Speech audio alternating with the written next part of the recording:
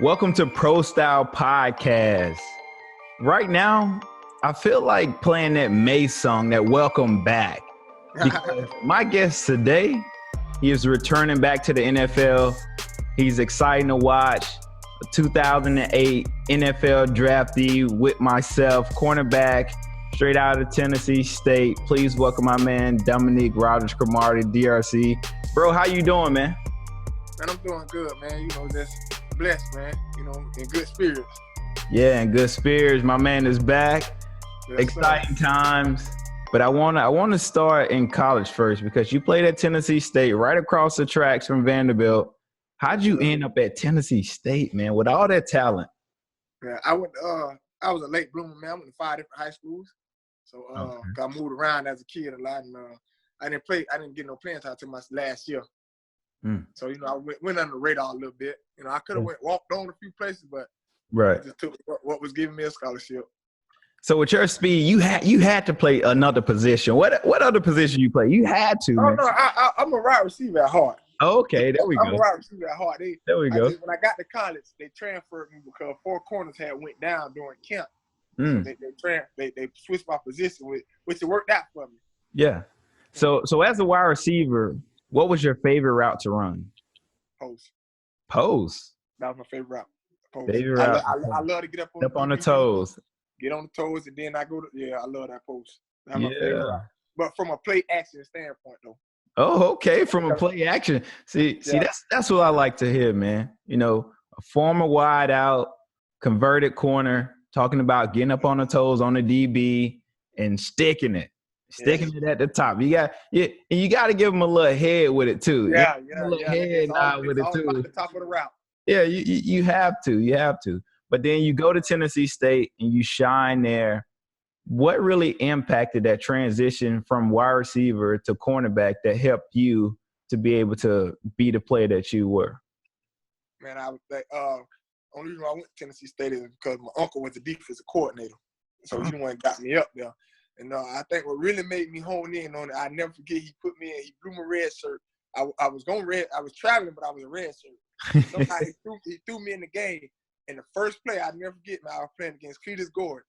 Man, he run like he about a 4-2, and he took me up top for like 40 yards. And like just the look on everybody's face, like, oh man, that motivated me. And now I just grinded from there on. Like that really motivated me. Yeah, and that's interesting because a lot of players don't really understand, but playing a cornerback is the quickest way to get to the bench. That is out of every position on the field, linebacker, D tackle, wide receiver, running back. I could run the wrong route. The coach would be like, you know what? He ran the wrong route, but we'll get him back in. Right. As a defensive back, man, if you get taken over the top, that may be the end of it for you. That's it. That one play may just do it for the coach, and they just say, hey, my man ain't got it, so we just going to put him on the bench. And we'll find something else for him, maybe special teams, snapper or something like that. But we'll find a position for him. But, man, you get drafted 2008. You go to the combine. You just set it on fire, man. Yeah, man. Your numbers were – what did you jump, a 45 vert? Yeah, man. My mindset was because I had the opportunity to go to the Senior Bowl. Okay. And when I went there, it was like playing with all the big school guys. It was like I was still kind of pushed in the back. They ain't have me writing them on the jersey, all kind of stuff. It was like a lot of guys dropped out, so I kind of got there last minute. But shoot, I was thankful for that opportunity. Man. So when I went to the combine, I'm like, man, I got to stick out some kind of way where they remember me. Right. So when I was training down in Florida during the time before the combine, man, I was really putting that work in. Man. I was really putting that work in. It's evident too, man, because when you look at what you were doing, it was, like I got to the crib and I started watching it a little bit, and I was like, "Yo, he's killing it." And what's interesting is everybody in Nashville knew you by a different name. Yeah. You want to share that nickname with us? Yeah, they call me Baloney. Baloney, man. It was like, hey, man, Baloney did this thing at the combine. I'm like, man, who the hell is Baloney? And so they like, man, Dominique. I'm like, oh, his nickname is Baloney, and it was just crazy. Yes, sir. Like, who gave you that nickname? Where did it come from? I used to always eat him during camp. Like when I first got there. So this is something that happened while you was at Tennessee State. Right. Yes, sir. Gotcha. Yeah, because I was confused. I was like, man, maybe he ate a lot of bologna when he was like younger, when he was a kid. His mom or his aunt, because you have those aunts and those uncles that give you those just outrageous nicknames. Right. Like one of my auntie calls me cuckabug, and being from the South, that's me. You know, like the texture of your hair is just like rolled up and it's real nappy. So that was like the nickname she gave me, right? And then my mom called me like Man. So everybody in the hood just called me Man. And so when I heard Baloney, I was like, yo, somebody in his family must have gave him that nickname. But to hear somebody on the team gave it to you, I mean, that's even better, because like we had one guy on the team, his name was Butt Naked, right? And it was it's because he was from the country. Yeah. And he show up to get in the cold tub, and he get in butt naked in the cold tub. And everybody's like, yo, you don't get in the cold tub butt naked. And that just stuck with him like his entire time at Vandy, man. So it's funny to hear that somebody on your team in college gave you that nickname. But you get drafted. Right. 16th overall, Arizona Cardinals. How was that, man? Man, that was, how when you're a child and you try to, all you do is dream about going somewhere and you finally get there, man. Yeah. It just, I can't even explain it if I wanted to, man. It was so many mixed emotions that day, man. All I could do was think about everything that I overcame, man. It was a long journey, man. Yeah. I'm like, I'm finally here, man. I was very thankful. But I got introduced real quick, man, because, I came in with Larry Fitzgerald and Anquan Bolden and Kurt Warner and Steve. So them one-on-ones, my first camp, man, I never forget. I called my mom. I was like, I don't know if the NFL gonna pan out for me. Hey, like we said, that's the quickest way to get up out of there. Right. That's the quickest way. But man, you did your thing. I mean, you 2-time Pro Bowler, All Pro. I remember playing against you when you was in Philly in the slot. Man. I got you in trouble. Yeah, you caught like 3 first downs on me. I never get that day. That's the first day I seen Andy Reid really, really get mad. It was funny because I remember that game. It was a night game too. Yeah, it was a night game. Yeah. Yep. That was my first game back, so I had fresh legs, man. I was excited. I was like, all right, man, let's get to it.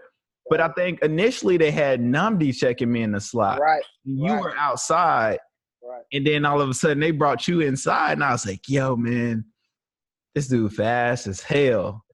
I gotta do a little bit extra at the top. I gotta trick him. I gotta do something to get open. And that was a hard fought game, man. It went down to the wire. I remember that game. It was.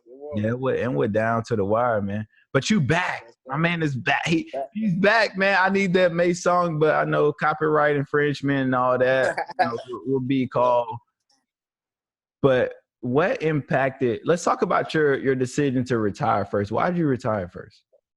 Man, to be honest, man, I waited too long to sign. So when I got there, the team was already put together. They already had the guys that they were. So when I got there, I was competing. I had a chance to start. I started one game, and then after that, it was like we hadn't lost like our first 6 games or something. So coaches came to me. They were like, "Man, we just gonna try the young guys out to see, because we already know what we have in you. We just gonna so just really sitting out there, just sitting, man. It's like, man, I done put in a lot of time. I did 11 years. I had my grandma was going to go through heart surgery. I'm like, man, I don't want to leave like this, but I can't just sit down like this either, man. I felt like I was wasting a roster spot. You got young guys like they had on the front line to kick off. You got young guys that can be out here earning this special team spot. I'm 12 years in. I can't get them. I'm a vet now, man. This is me. It was real hard, man, but I just felt like somebody else could have used that spot to play what I was doing. So, I left, but I acted off emotions. I should have stuck it through, because I know I definitely wasn't done. I love the game too much. I feel like playing ever since I left left there, I've been playing every flag football tournament I can find. So I still love the competition of the game. Right. And that's something that you can never reenact. We could play flag football. You won't get that camaraderie. You won't get that full aspect of being a professional player because flag is different. I mean, let's face it, it's flag football. Right. NFL football, it's totally different. It's a different level. That's why I see a lot of guys, with that new league with Michael Vick, people are like, yo, this is the next big thing. I'm like, no, it's not. It's not. It's not the NFL. You're not tackling, And so you'll have people to show up just based off the names of individuals that, did well, like a Michael Vick and some of those other guys that are playing. But essentially, it's just not the NFL. Right. But you back, man. But you back. Yes, sir. Well, let's talk about this signing with the Washington Redskins. Why the Redskins?